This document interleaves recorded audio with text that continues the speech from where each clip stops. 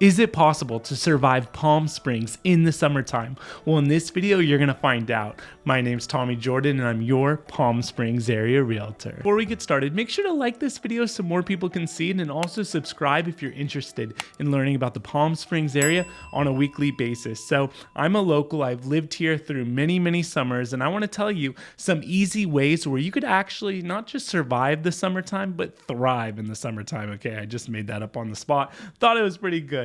Here's a picture, okay? This is my wife. I'm embarrassing her, okay? I bought this as a fun car last year for her, okay? It's a Jeep and it has a little soft top on it, okay?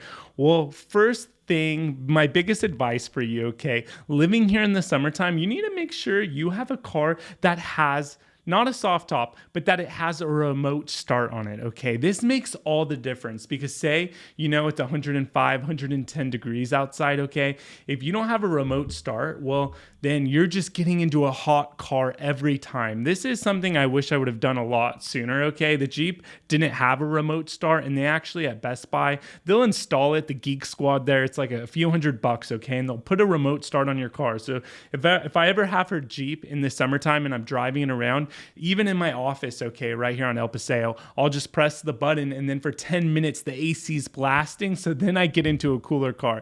You know, you might say like, oh, okay, that seems like, you know, a little extreme, but trust me, when you're living through some of these summer months, it's not extreme. All these little things help. And another thing, if you're getting a car, I sort of regret buying this with the soft top because during the summer months, having a convertible, having a soft top is a little tough. It gets sort of hot. Not sort of hot. It gets a lot hot. That's why we're actually going to sell this and get her a new car. So by the way, if you want a Jeep, hit me up, okay? I don't just sell real estate. I guess I'm going to sell this car too.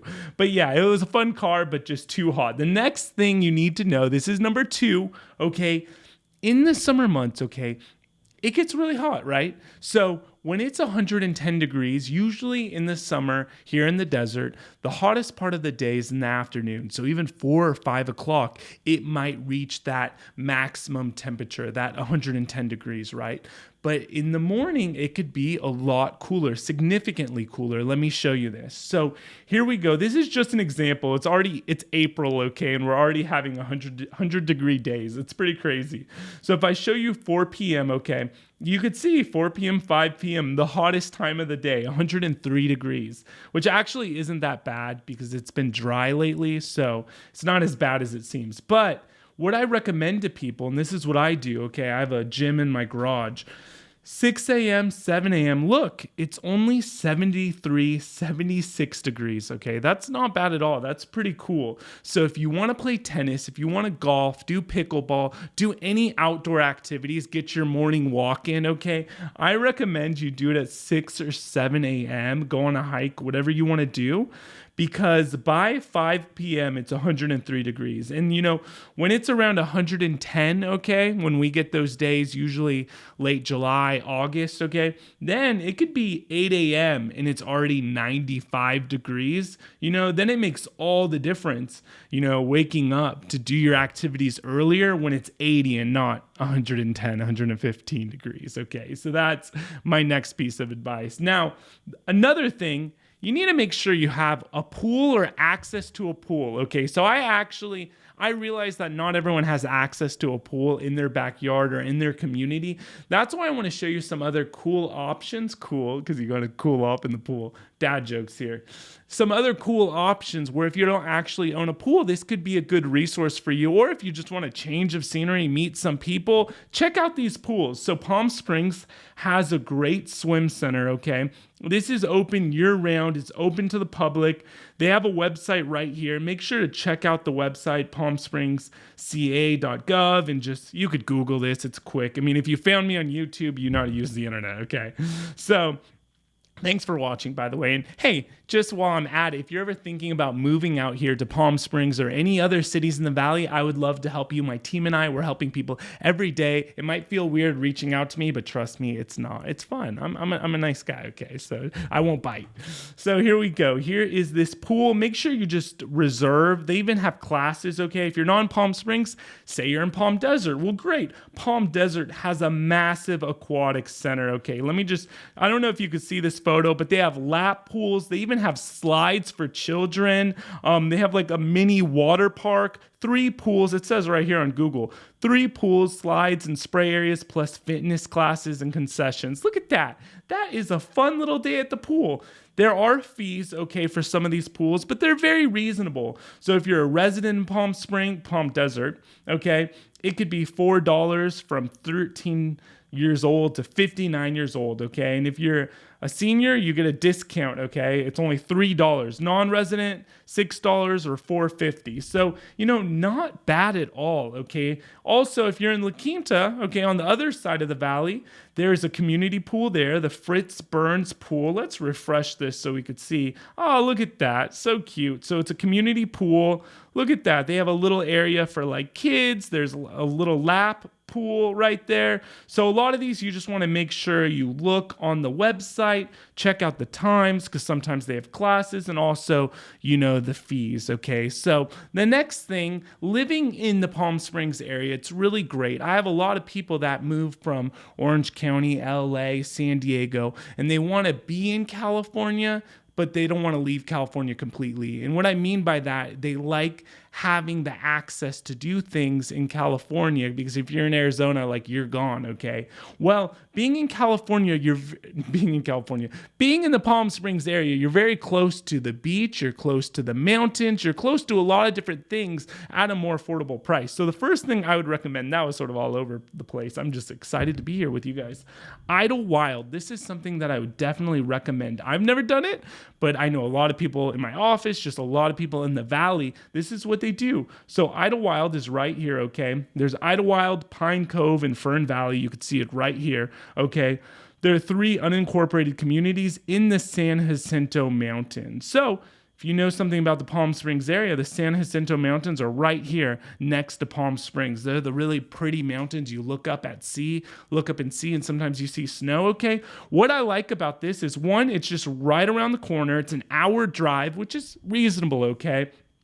The next thing, it's usually a 30-degree difference going to Idyllwild, going up there in the mountains. So say if it's, 110 degrees, it might be, 80 degrees, okay, in Idyllwild, which is a nice break. It's a nice reprieve, and also it changes scenery. If I show you some of the photos here of Idyllwild, it's really pretty. And they have like a cute little town. They have a lake. They have like little shops and stuff. So this is something I would definitely recommend in the summer months. When you feel like the heat's unbearable, you simply take a little trip to Idyllwild. Now, the next thing that's really cool is you could visit the beach. And this is something my family and I, we do pretty frequently in the summer, okay? Going down to San Diego, Orange County, it's about a 2.5-hour drive or 2-hour drive, just depending on where you are in the valley. But it's really not bad at all, okay? You could see right here, if you go to, say, example, Carlsbad. Carlsbad's a really cute little city here, okay? You could see it right here on the way down to San Diego. All these cities, Encinitas, Del Mar, La Jolla, if you're feeling more bougie, that's a nice city. All these places are great. And you see right here from Palm Springs, okay, you just cut right across here, okay, and boom, you're there in 2 hours. Say you want to go. I actually grew up in San Clemente, so you see, I love the beach, okay? So if I grew up at the beach and I could live in the desert in the summer months, you can too, okay? San Clemente, how far is it? 2 hours and 19 minutes with traffic. So really not that bad at all, okay? You can see my family and I right here at the beach, enjoying La Jolla, looking at the tide pools. How fun is that? Now, the next thing, if you want to stay local, El Paseo, where my office is in Palm Desert, it's a lot of outdoor shopping. Now, same thing with Palm Springs, downtown Palm Springs. It's like a lot of outdoor, it's like a strip and it's all outdoor. So what I would recommend is coming over to Palm Desert and going to the shops at Palm Desert. It used to be called the Westfield Mall. Now it's the shops at Palm Desert. If I zoom out so you could see where it's at, it's right here, okay? It's basically, you see Palm Springs is right over here. to the west. Palm Desert's just sort of in the central of the valley. There's all these little icons because I'm looking up shopping on Google Maps. But if I zoom in, okay, right here along Highway 111, boom, right there, okay, you could see it. There's all the shops at Palm Desert. They have a Barnes & Noble. They just have a lot, like an Express, all like the big chains are going to be here. American Eagle, you know, all that kind of stuff. So they even have a movie theater in here, which is nice. But if you want to, you know, do some shopping and escape the heat, I recommend going over here to the shops at Palm Desert. Now, the next thing I want to say is the nice thing about the desert in the summertime is a lot of people leave. Now, I love my snowbirds. I work with a lot of you guys from Oregon, Washington, Canada, literally all day long. But in the summer months, everyone leaves town for it's actually getting more full time. So it's not as like crazy as it used to be. It used to be drastic. The town would empty out. Now there's just less people and less traffic. So that's a perk. But also in the summer months, okay, hotels, even nice hotels like the Ritz-Carlton and stuff, the nightly stay price for hotels, Airbnbs, VRBOs, it's a lot less. I mean, basic supply and demand, right? Less people are going in the summer, so it's more affordable. So, you know, I definitely recommend to people to come to the desert in the summertime because, you know, all these hotels, by the way, I didn't mention, have great pools like the Ace Hotel in Palm Springs. You know, you have the Westin, Palm Desert, you have the Renaissance, Esmeralda, you know, Miramonte Resort. I mean, there's tons of hotels out here that have really fun pools, and usually you could go to them for just like a small fee, or you go to have lunch at their restaurant and then go to the hotel. Go to the community pool after lunch, or maybe pool first and then lunch. You don't want to upset stomach, but you could access, you know, the resorts here as well. So you could either visit their pools, like I mentioned earlier in the video, or you could just do a cheap nightly stay. And, you know, if you're thinking about moving here full time, year round, I definitely recommend to people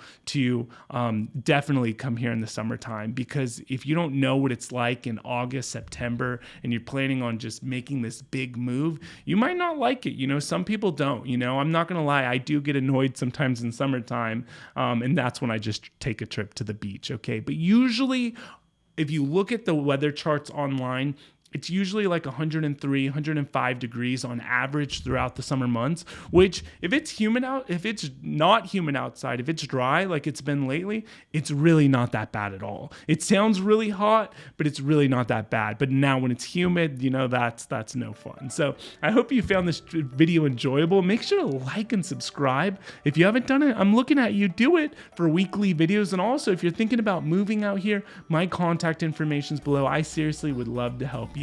See you in the next video.